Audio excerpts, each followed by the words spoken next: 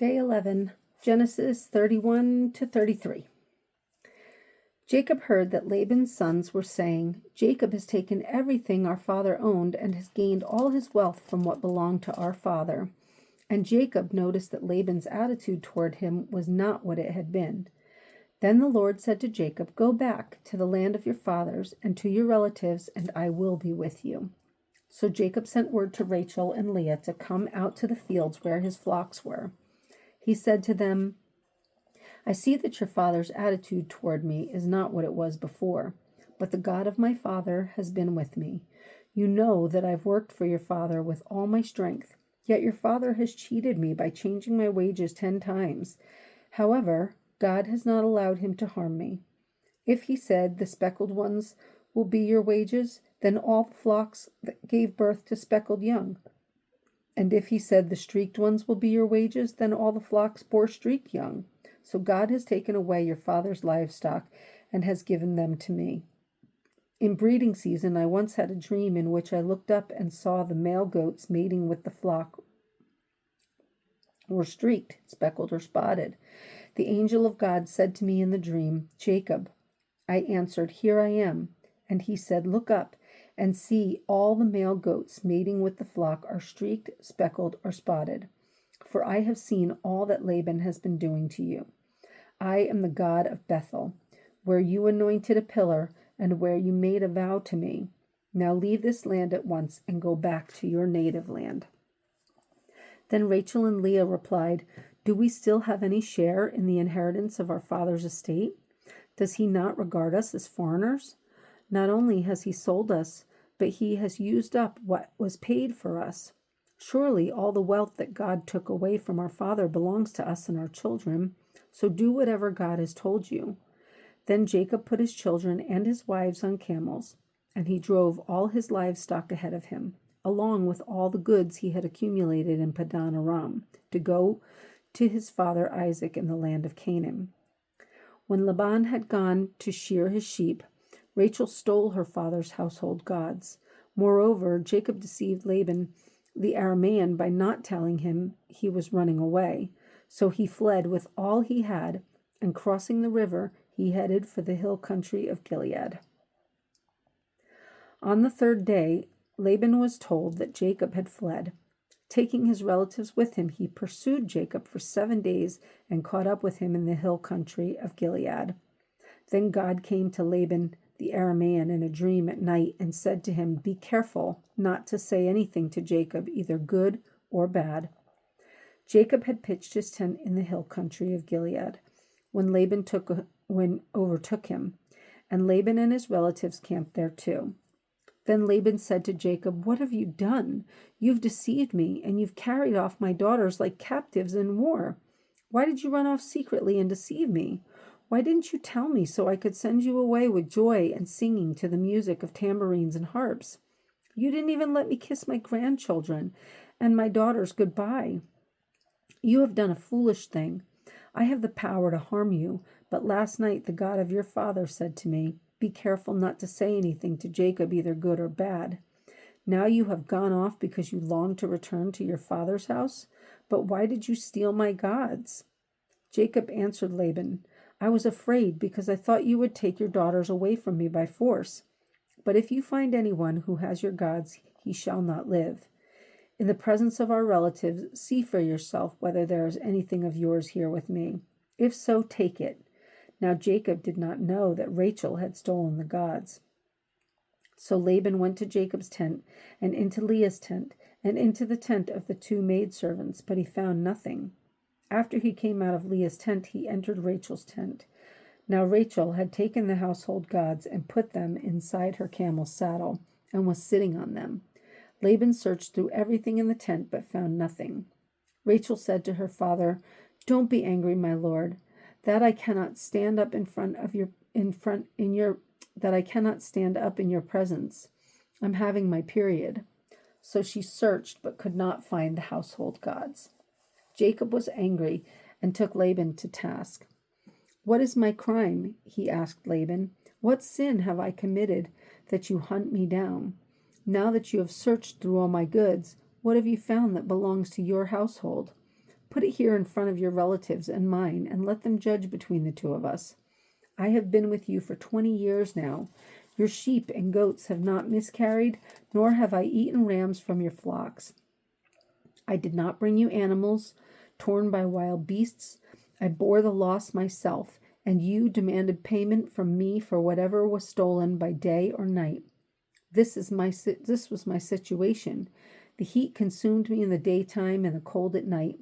The sleep fled from my eyes. It was like this for 20 years. I was in your household.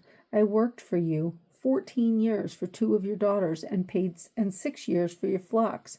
And you changed my wages 10 times.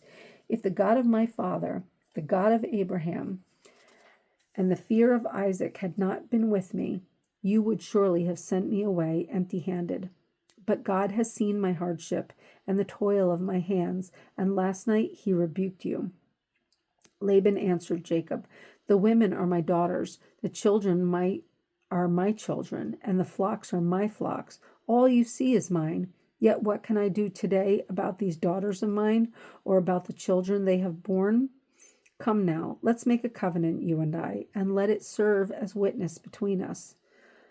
So Jacob took a stone and set it up as a pillar. He said to his relatives, gather some stones. So they took stones and piled them in a heap, and they ate there by the heap.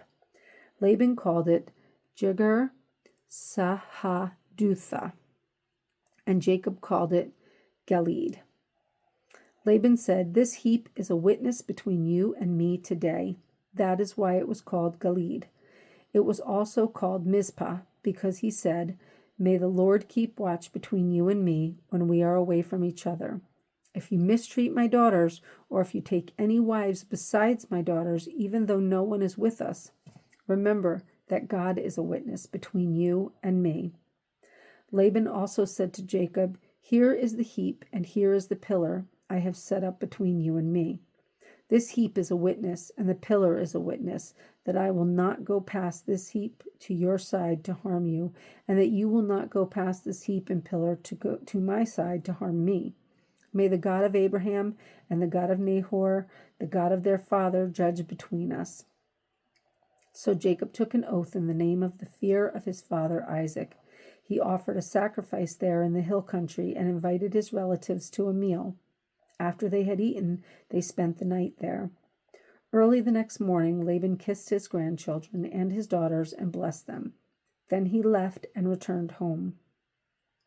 Genesis 32. Jacob also went on his way, and the angels of God met him.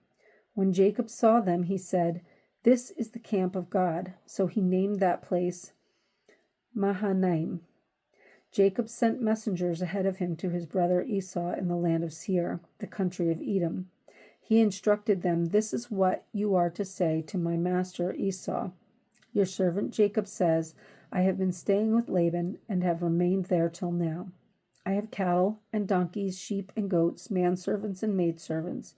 Now I am sending this message to my lord that I may find favor in your eyes. When the messengers returned to Jacob, they said, we went to your brother Esau, and now he is coming to meet you, and 400 men are with him. In great fear and distress, Jacob divided the people who were with him into 2 groups, and the flocks and herds and camels as well. He thought, if Esau comes and attacks one group, the group that is left may escape. Then Jacob prayed, O God of my father Abraham, God of my father Isaac, O Lord, who said to me, go back to your country and your relatives, and I will make you prosper. I am unworthy of all the kindness and faithfulness you have shown your servant. I had only my staff when I crossed this Jordan, but now I have become 2 groups. Save me, I pray, from the hand of my brother Esau, for I am afraid he will come and attack me, and also the mothers with their children. But you have said, I will surely make you prosper, and will make your descendants like the sand of the sea, which cannot be counted. He spent the night there, and from what he had with him, he selected a gift for his brother Esau, 200 female goats and 20 male goats, 200 ewes and 20 rams, 30 female camels with their young, 40 cows and 10 bulls, and 20 female donkeys and 10 male donkeys. He put them in the care of his servants. each herd by itself, and said to his servants, "Go ahead of me and keep some space between the herds." He instructed the one in the lead, "When my brother Esau meets you and asks, 'To whom do you belong, and where are you going, and who owns all these animals in front of you?' then you are to say, 'They belong to your servant Jacob. They are a gift sent to my lord Esau, and he is coming behind us.'" He also instructed the second, the third, and all the others who followed the herds. "You are to say the same thing to Esau when you meet him. And be sure to say, 'Your servant Jacob is coming behind us.' For he thought, 'I will pacify him with these gifts I am sending on ahead. Later, when I see him, perhaps he will receive me.'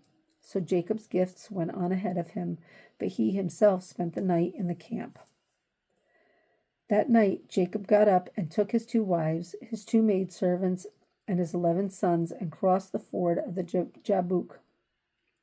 After he had sent them across the stream, he sent over all his possessions. So Jacob was left alone, and a man wrestled with him till daybreak. When the man saw that he could not overpower him, he touched the socket of Jacob's hip, so that his hip was wrenched as he wrestled with the man. Then the man said, "Let me go, for it is daybreak." But Jacob replied, "I will not let you go unless you bless me." The man asked him, "What is your name?" "Jacob," he answered. Then the man said, "Your name will no longer be Jacob, but Israel, because you have struggled with God and with men and have overcome." Jacob said, "Please tell me your name." But he replied, "Why do you ask my name?" Then he blessed him there. So Jacob called the place Peniel, saying, "It is because I saw God face to face, and yet my life was spared." The sun rose above him as he passed Peniel, and he was limping because of his hip. Therefore, to this day, the Israelites do not eat the tendon attached to the socket of the hip, because the socket of Jacob's hip was touched near the tendon. Genesis 33. Jacob looked up, and there was Esau coming with his 400 men. So he divided the children among Leah, Rachel, and the 2 maidservants. He put the maidservants and their children in front, Leah and her children next, and Rachel and Joseph in the rear. He himself went on ahead and bowed down to the ground 7 times as he approached his brother. But Esau ran to meet Jacob and embraced him. He threw his arms around his neck and kissed him, and they wept. Then Esau looked up and saw the women and children. "Who are these with you?" he asked. Jacob answered, "They are the children God has graciously given your servant." Then the maidservants and their children approached and bowed down. Next Leah and her children came and bowed down. Last of all came Joseph and Rachel, and they too bowed down. Esau asked, "What do you mean by all these droves I met?" "To find favor in your eyes, my lord," he said. But Esau said, "I already have plenty, my brother. Keep what you have for yourself." "No, please," said Jacob. "If I have found favor in your eyes, accept this gift from me. For to see your face is like seeing the face of God, now that you have received me favorably. Please accept the present that was brought to you, for God has been gracious to me, and I have all I need." And because Jacob insisted, Esau accepted it. Then Esau said, "Let us be on our way. I'll accompany you." But Jacob said to him, "My Lord knows that the children are tender, and that I must care for the ewes and cows that are nursing their young. If they are driven hard just one day, all the animals will die. So let my Lord go on ahead of his servant, while I move along slowly at the pace of the droves before me, and that of the children, until I come to my Lord in Seir." Esau said, "Then let me leave some of my men with you." "But why do that?" Jacob asked. "Just let me find favor in the eyes of my Lord." So that day Esau started on his way back to Seir. Jacob, however, went to Succoth, where he built a place for himself and made shelters for his livestock. That is why the place is called Succoth. After Jacob came from Padan Aram, he arrived safely at the city of Shechem in Canaan, and camped within sight of the city. For 100 pieces of silver he bought from the sons of Hamor, the father of Shechem, the plot of ground where he pitched his tent. There he set up an altar and called it El Elohi Israel.